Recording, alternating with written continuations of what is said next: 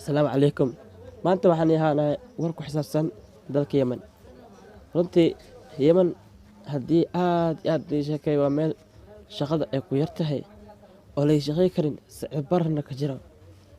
Yemen waa dal waagii hore oo fiicnaa oo dal qani ahaa, laakiin maanta runtii maleeshiya kara xaaladiisa maanta dalka Yemen. Runtii aan ugu soo biir intaa janalka bilahan ka hor.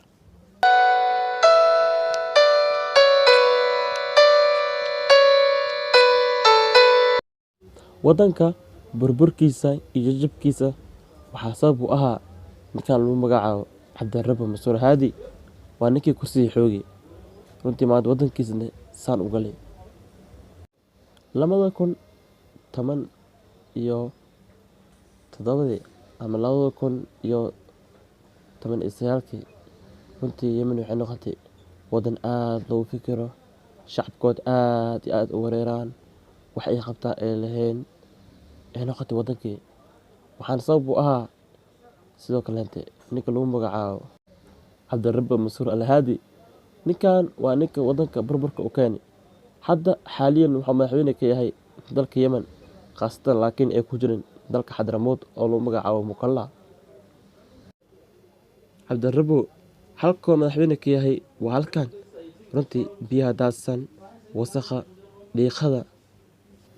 Meeshaan waa meesha ay ku nool yihiin Soomaaliyaasha ku nool dalka Yemen. Runtii meeshaan waxaa lagu magacaabaa haddaan khaldaneen magaalada Cadan.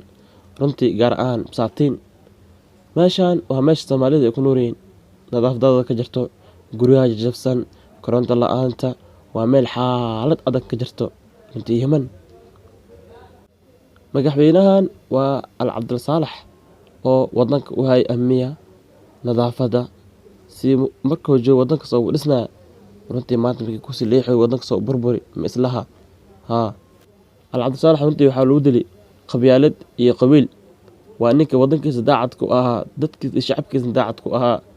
Laakiin maanta maxaa dhacday inaa sidii eeyo kaleente jidadka lagu jiido. Al Cabdul Saalax waa nin daacad ah wadankiisa wax u qaban jira, laakiin maanta laakiin qabyaalad kadib iyo dilkii Al Cabdul Saalax. Laakiin maxaa ka dambeeyay wadankii oo burburo, shacabkii oo isu dirmo, doolarkii kor u kaco, rafaadka, dhiiqada, xarka iyo wax dhan isku dhex jiraan. Runtii nadaafad darrada, cudurka, jirida bixinin. Waayo waxaa sabab u ahaa madaxweyne hore u sheegnay Cabdirabbi Mansuur Haadi. Waa ninka sabab ku ah shacabka maanta inay saana u rafaadaan, ay jidadka jabsan maraan, mudaharaadka, rafaadka, dhibka iyo doolarkii kor u kaco, sicir bararka.